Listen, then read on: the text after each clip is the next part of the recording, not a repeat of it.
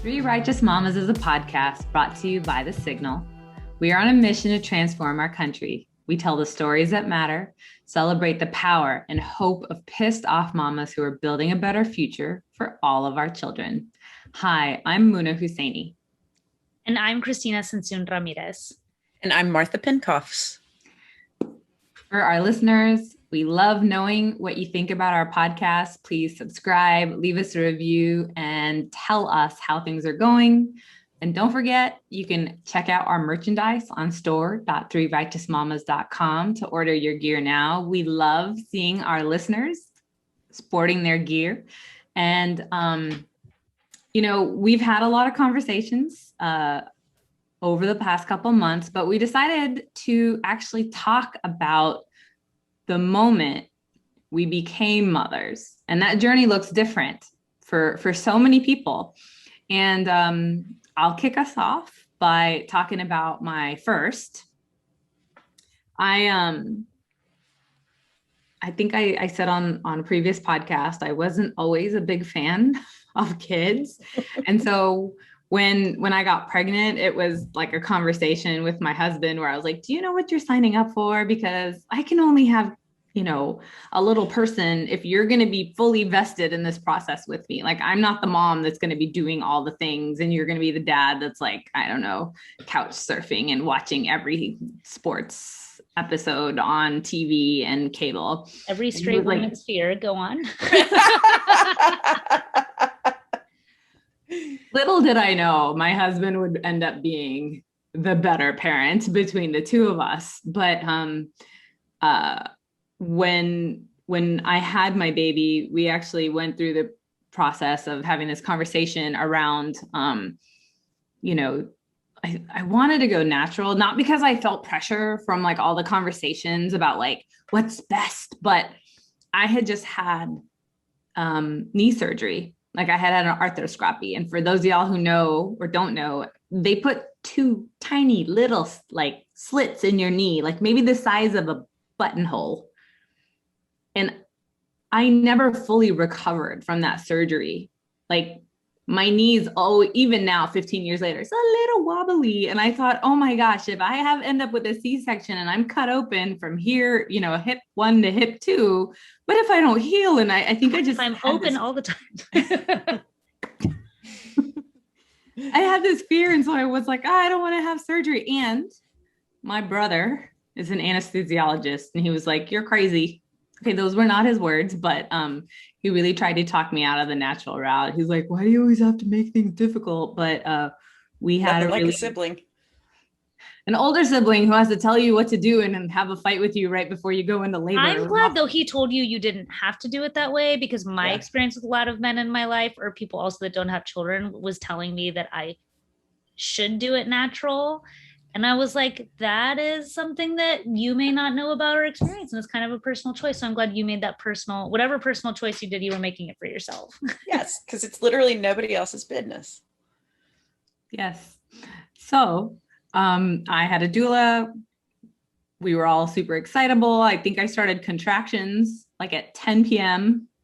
And I think my labor was a sum total of 12 hours, but I didn't go to the hospital until like 6 a.m. And then I was only there for about 4 hours before I had my baby. That's fast. That is fast. A lot of babies here are born at St. David's. Did you deliver at St. David's? I was at St. David's North. And it's funny, in retrospect, my OB-GYN said that, all my patients come in saying they're going to go natural, but you were my only one this month. This month. Yeah. I was like, oh, okay. But I never knew. She didn't believe me the whole time. But it was funny because my water didn't break at all. My doula had to like help me get it to break naturally. And then I just remember I had my glasses on when I was delivering and everything was foggy, and I didn't realize it was I thought I was just having this like otherworldly, like, hallucination. Yeah. Just like covered in steam and mist from like the breathing, the hotness, the sweatiness. A sweat. They're like, no, that's the placenta on there. No, I'm just joking. And so my baby came out and the doctor held Misha up And I was so tired. I was like, give her to her dad. I just didn't want I don't want to have anything to do with her. I was like, I'm tired. Leave her alone. She's like, I need a nap. I did all the work. You're welcome. Dad's there to take care of you. Yeah. See you in a minute.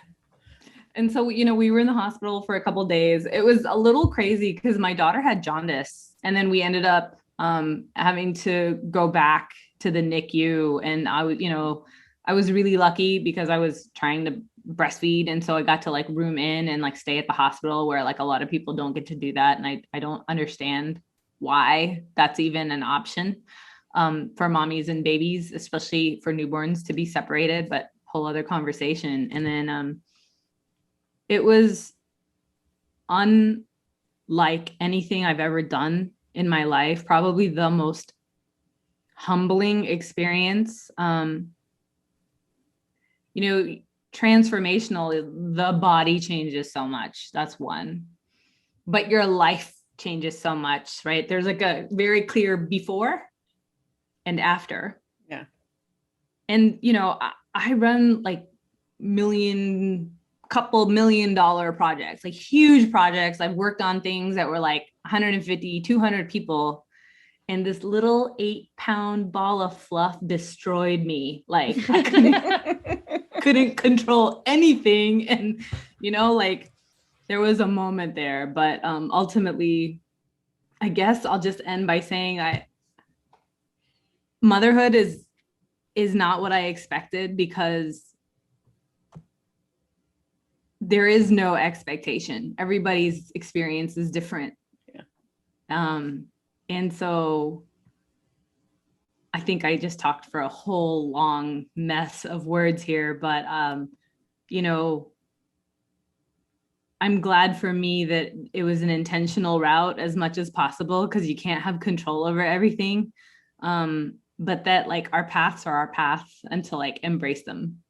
And so I'll leave it there. I have mechanical questions. Like, how does one get one's water broken? I don't know. They poked mine with a thing. Did they really? Yeah, they broke it. Did it hurt? Either.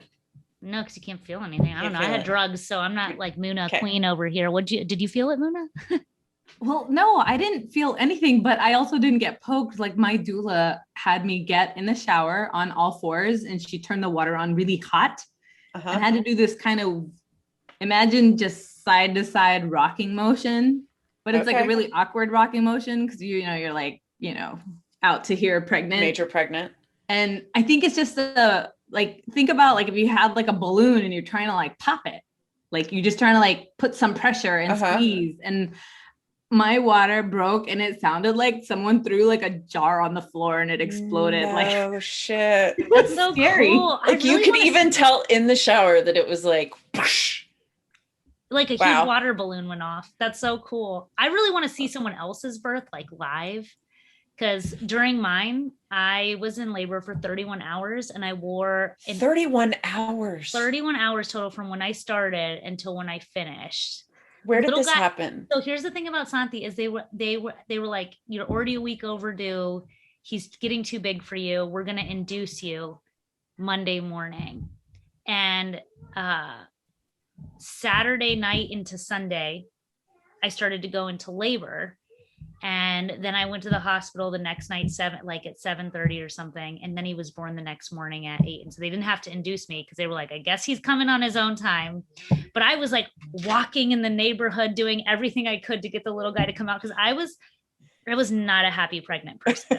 I remember telling my partner, Manuel, like the last few weeks, I was like, if I ever tell you that I want to have another child, you are to tell me absolutely not, because this is torture. Like, I'm so uncomfortable. I can't sleep. I can't walk. I can't breathe. I can't poop. Like, nothing is working. It's all terrible. And so anyway, after all the hours of labor with Santi, I'm terrified of blood. And so I wore an eye mask the entire time I was pushing, and I totally did drugs, because I am not as tough as Muna. And I told the doctors, I was like, whatever you do, don't tell me how close he is or anything like that. Just tell me when to push. I don't want to know anything because I will freak out. And I was like training myself to breathe so I wouldn't cry or like get emotional or anything. And then they were like, he's here. Do you want to hold him? And I pulled off my mask. And I remember he was like this little thing. And I just picked him up and I didn't cry at all. I thought I was going to like bawl, but I was so exhausted. Like I couldn't force any emotion. And then I heard, and Santi wasn't crying at all, but Manuel was bawling, like bawling so loud, like, I love you both. I'm so proud of you, my son and you. I'm so proud. And I was like, keep it together. Me and Santi are okay. And he was just so, so cute. And I don't know, like, I couldn't believe he was real for a long time. I will say, as soon as he came out and I looked down at him and saw what he looked like, immediately my brain said, oh my gosh, I wonder what the next one would look like. Like I had immediately that like I had hated being pregnant. I was like, wow, it's kind of incredible that your brain does that. It's a trick. It's gone that fast. My placenta wasn't even out. It was just like him. And I was like, I wonder what the next one could be like. But it was, I feel like all of the changes really came afterwards, but that was so fun to see him and like get to meet him. And when I look at who he was then and who he is now, like thank God there's pictures, because there is no way I would remember how he looks, because it is so transformative, this little time period. But it was really, really a crazy wild time. And then the last thing I'm going to say is the most wild thing for me was the transformation he's gone through, but also the transformation your body goes through. Muna, you've heard her say on other shows that like the first time she saw me, like was all she could see was breasts because they got so big. I literally thought, I like called the doctor. I was like, can my skin explode? Like, cause it was like hard as a table and they were like up to my collarbone. I'm not joking. Like we had pay good money for ice that. packs everywhere on them. I was like, this isn't even like porn star. This is beyond. I was like terrified for my skin. I really, really was. So Muna, you didn't even see they were magnificent after your milk came in. So I don't even know what it must have been like that morning. It was like, and my skin was so hot. Like they're like, oh, you get bigger. But no, like my skin was so hot, hard as a rock. And I literally thought like it could tear open and like milk would fly everywhere is how hard it was. Oh my God. That sounds awful and painful. Yeah. So you got to avoid that. So that's pretty cool, Martha. Yeah. My body suffered nothing except sleep deprivation later. So cause we, Joe and I had talked about wanting to make a family. And of course, as a queer family, that requires intention. And a lot of our friends have used donors, both known and unknown donors, to carry their own, to carry biological kids. And I just always, like from when I was little, I always knew that adoption would be the way that my family was formed. It just felt like that was for sure going to be our way. And so we had been together not that long, like a year and a half probably.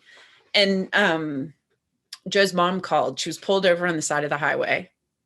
And like we're not like pursuing becoming parents at this point. But she was pulled over on the side of the highway and she goes, honey, I have found your baby. And Joe was like, mother, you're totally nuts. I'll talk to you later. And she called back and she was like, no, your niece's friend is pregnant and she needs to place this baby. And Courtney's told her about you guys and Mackenzie wants to meet you. And like for a split second, Joe was like, no, that really, mom, like hang up the phone. That's bananas. And I was like, well, wait a second. This never happens. We're a queer couple in Texas and we are being like, the universe is telling us, yo, your kid is coming. And we had our first phone call with Mackenzie. We were sitting on the patio at Matt's El Rancho. And you know, she's young. She has a a kid. River's brother is a year and a half older, so he was tiny then. And we just talked, and she invited us to come to her next doctor's appointment. And we had thought, like, this was August, and we had thought that, okay, so she's due in like January, February. Great. Let's go to College Station. Let's meet Mackenzie. Let's see what this is all about. And so we go, I think, the next week to her. How did that feel? Like when you were on your way, like I'm trying to imagine, so like, intense. for me, like I got 9 months to prepare emotionally of like, oh, this person, I'm gonna like, wow, like to go and be like, oh, I'm gonna meet this person's my. Yeah, because we were not well educated on the ways of adoption at that point. We knew very little about, like, there's a lawyer in town named Suzanne Bryant who has legitimized every queer family in this city for years and years and years. She's wonderful. We called Suzanne, and she talked us through like the legal aspects, which my brain is always interested in how the mechanics of a thing work.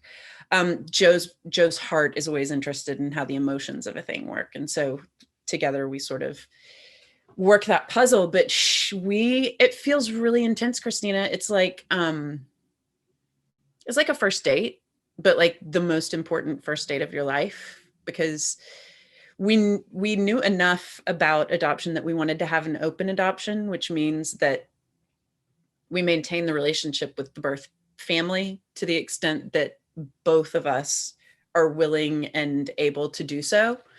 And so. And this was someone you had never met before. No, we'd never met her. How did your mom meet this person? That's a different show. Okay.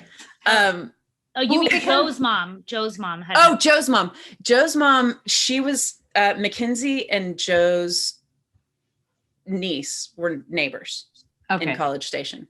And thank you, Christina. That was the question I was asking. Yeah. Because I don't differentiate between. We're a team. Yeah. And so on one hand, Christina, you bring up this point of having 9 months to adjust. But on the other hand, I sit there and I think going with someone else to a pregnancy appointment for adoption, like that's a instant level of intimacy and trust. Big time. And so when we get to College Station, we walk into the doctor's office, and Mackenzie walks in, and she's like tiny. Her belly's tiny. She's young. She's adorable. She's like, we look at her and we're like, oh, she's probably like not even due till March. She's so tiny. And we go into the appointment with her, and like she's has her belly exposed, and they're doing the sonogram. And the doctor looks at us and he says, well, and it is weird to be a queer couple in College Station when the doctor has the little pro-life feeties on his lapel and just like trying to figure out like what the politics of this scenario are going to be. Like, that was a very edgy moment. He was actually really kind to us, I will say. But he looks at us and he says, well, I hope y'all have your nursery ready. She's 3 centimeters dilated. Oh my God. Oh my God. We're like, what? Had you already signed paperwork at that No. point? Oh my God. Oh my God. It's like a crazy story. This is the best like family beginning movie. Like, you know, like I'm thinking of like, I guess the only movie that's coming to mind is like, Look Who's Talking to You, or Look Who's Talking, you know, the baby. It's like, oh my God, crazy, the baby's here. What do we do? Totally. This is like the Twitter version of all of those like baby family movies where the baby comes in and like no one was like, oh my God, it's so crazy and unexpected. We're excited. Yeah, it was imagining like the Macaulay Culkin Home Alone. Like, yeah. Oh my God, can we please turn this into like a queer family? We can. We totally can. Joe was holding Aiden in the background. This is how this goes. No, Joe was holding Aiden, who's River's brother, and her arms started shaking, and she handed Aiden to me, and we looked at each other and we were like we didn't have money saved. We didn't have a diaper. We were not ready. We were not ready to do anything. And so he says she's going to go into labor anytime. And so we went back to Austin and like started telling all of our friends what was happening, walking our family through it, getting people prepared, but still like never made it to the store. We were at brunch with our dear friends at their house, and Joe's mom calls and she says, he's here, he's here, he's here. And we had a bottle of tequila the night before and named him River Bingham. I love his name also. Thank you. Yeah.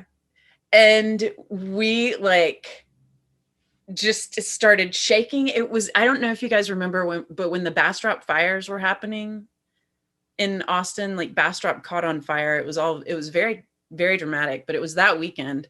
And we went to College Station. By the time we arrived at Joe's mom's house, she had gotten us a car seat and like all of the little baby necessities that we would need.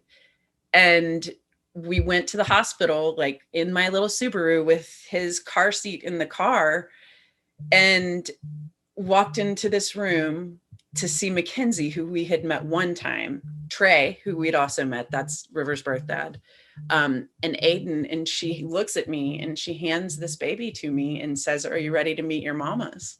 Oh my God. Like that moment changed everything. Can I ask some questions? Yeah, you can ask any questions. Like I see Muna, because it's just like, as a mom, like just imagining like, wow, it's such a like huge moment. And obviously I don't know Mackenzie, but you know, there's like, I believe that children pick their parents. Mm-hmm. But in this instance, it also sounds like River's birth mom picked y'all. And that's mm-hmm. like so powerful. Like they both picked y'all. Yeah. That's like so incredible. So like, how does that, I guess, how did that feel in that moment? It started to feel okay. So once the baby started crying, was like, feed me, clean me.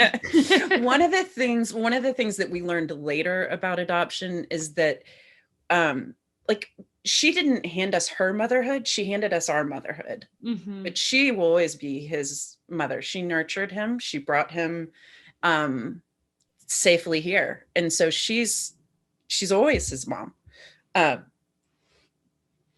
So that is something that I didn't understand, but we don't become parents until we leave the hospital with the child as adoptive parents. Like, so he wasn't ours yet, right?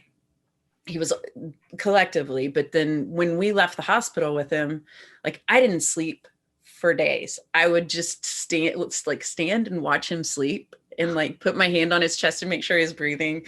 And it was the feeling of like falling in love with this tiny little human being that I still can't get enough of him. I wish he would show me his eyes because he's got so much hair in them right now. But like, it was, I never could have imagined the transformation.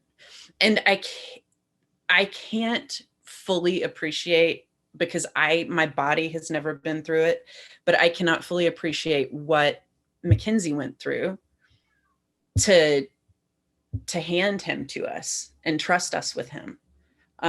She loves him as much as any of us do, and has from the beginning. So I will say that it's a really expansive relationship that we have. And we see Mackenzie now every week. When River was tiny, we would visit them, and there's like a magnet in them to each other. Like there's an undeniable connection that you can just see. We could see it before there were words. And I think it's true for him with us too, but like there's something very important there. It makes me think about when we think of, shapes, right? Like a dot is one dimension, a line is 2 dimensions. If you think about a cube, that's 3 dimensions. And I think people have talked about what a 4th or 5th or whatever dimension is, but then like listening to your story and I think about love, we have such a limited, very basic definition of love. And your story tells me that love is so much more expansive than we ever considered, in ways that maybe we don't even realize until we're presented with just how magnificent it could be. And then even then, I feel like perhaps your story only scratches the surface. Like I am so blown away by hearing that. I know. I feel so many things. Like both you and I got teary-eyed. Like I was just imagining you like sitting at the edge of his little, I don't know, crib and just watching him. Because I felt that, but like I think it's in some ways like it's just a different kind of magic. That you were watching him and looking over him and loving this person and being like, I don't know, this is the feeling. It's like I always look at Santi when he's sleeping and be like, I can't believe I get to be your mom. Thank you for picking me. Yeah. Only totally. Like amplified because like he picked you and his mom picked you and like in a more very precise way that is like so profoundly giving. That it's like, what a gift that you were given someone's. It's unimaginable. Yeah. I was given motherhood. I was handed it twice by two women who I could not possibly admire more. I mean, they're really extraordinary. And they're in the adoption world, we talk about biology and biography. We will never be their biology. Like that just doesn't happen. And so one legacy of the old way of adoption is that kids that were adopted look around and they don't know who they belong to in terms of biology. And our hope is that then our kids won't have to wonder that. They have that relationship. Towns FaceTimes with Hannah, her birth mom, all of the time. Hannah lives in Chicago right now. But it's these bonds between them and that relationship really are not deniable. They're very profound. I think that's so beautiful that you all are able to keep that. I know not everyone can, but that's beautiful. Yeah. It feels like for each one of us, like I know, Muna, you said you weren't like, you weren't in your mind gonna be like perfect mom, right? Like that wasn't who you thought you were, even though like now you are a pretty perfect mom. Like you're a role model to me as far as like, oh, I want to be like Muna, Me too. But I feel like I've changed so much. I always think about like the person I was before and the person that Santi made me, and like, does he even know like what a big deal he is like to my life, is what I think of. I'm like, dude, you're like magic in a little 4-year-old body that like I can never thank enough for every way you've profoundly like amplified and grown my heart. I am the biggest sap. I cry at everything now, like because I can feel things. I feel like I've said it before, like I feel like I lived in black and white and then Santi made everything in color and 3D. So sweet. Martha, thinking about your story, in the Muslim faith, we believe that one of the paths to heaven is under your mother's feet. But then for you, there's this additional piece of having adopted. Like there's all these sayings about what it means to take care of or adopt a child, and that like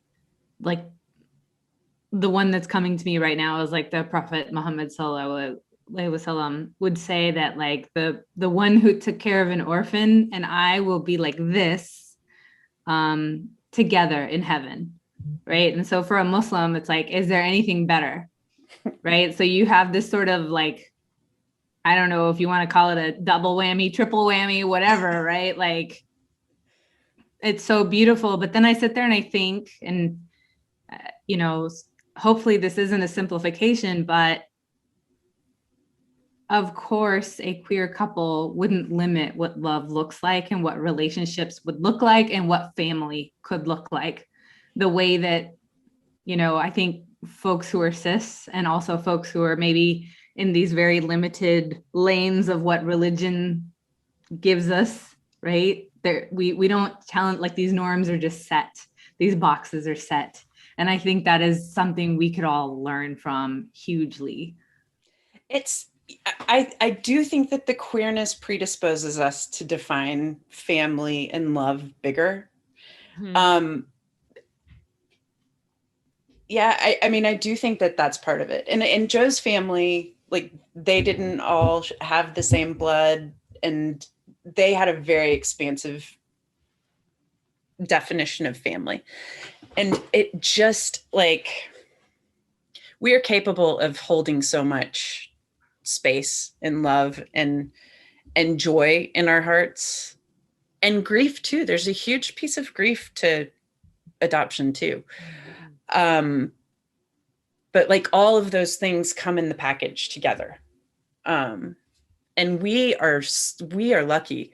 Like our kids saying that the path to heaven is under the mother's feet. Our kids have like 4 moms because they're so close to each other's birth moms that it's like these kids have some moms to walk under.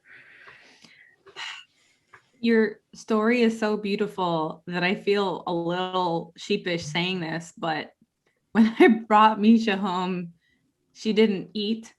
And because she didn't eat, she didn't sleep.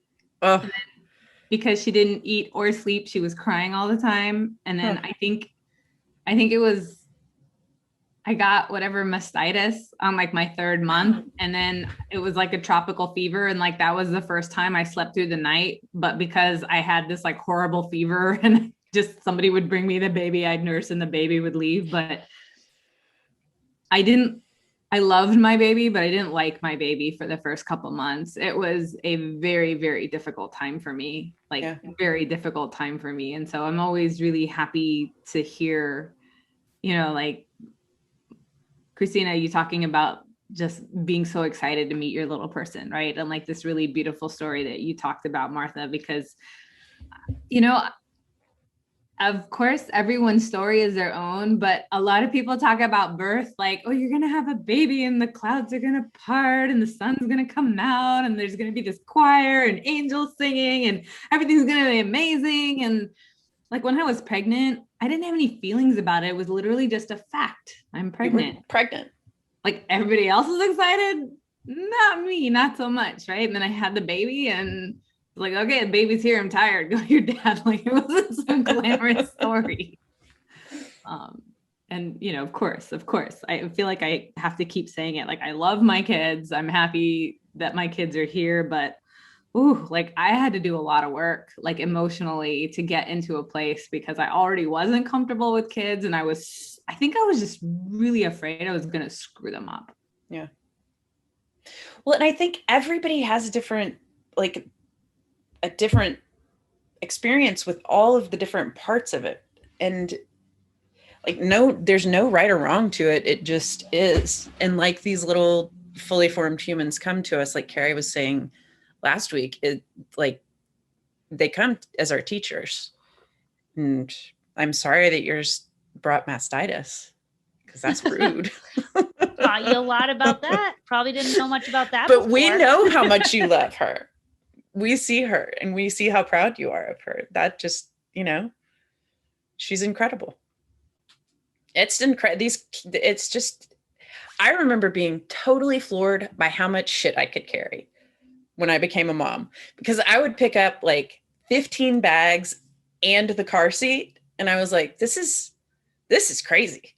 I can carry more than I ever knew. And I think that is both true physically and like spiritually and emotionally when we started carrying all of the stuff. Yeah. Motherhood is definitely a lot to carry. There's also so much to pour into, right? And I think, Christina, you said it before where you said you discovered a chamber of your heart that you never had before. Yeah, that I didn't know existed. I've lots of chambers in there. Little Santi's taught me lots. Yeah. Well, I guess I'll end and just share that when Jabril was born, Samir and I were actually arguing and I was like, I'm going to the hospital by myself. And my sister was like, okay, calm down. He was early. I hadn't even packed my bag. So I was like in my room, rummaging around, trying to like put stuff in my bag. And then I have to stop and squat and breathe. Because by the way, once you're having contractions, you're totally thinking straight, clearly making sound decisions. Sure. Going to the hospital by myself. And they tried to put me in a triage room when I got there. And I was like, my baby's coming right now. Like, I thought I was in labor for like 20 hours or something. I think it was like 45 minutes. Seriously? I couldn't stand up. I was so tired. I don't know if maybe I was just really mad at Samir, but like Jabril came out so fast and he hit his head on my pelvis and he had this cone head. He doesn't have a cone head anymore. But like Carrie said, right? Like they're already whole and complete and in there. And it is really a gift to be mothers, right? To these beautiful people and a huge responsibility. And I think having kids makes me care way more, not just about the world, but about the legacy we're leaving. And so thank you to both of y'all for being in conversation, because building this world for all of our kids is super important. And, I think the three of us embody caring about all of the children and all of the families at the table, not just our own. And I really appreciate that about both of you and love that energy is with me and in the world. Same.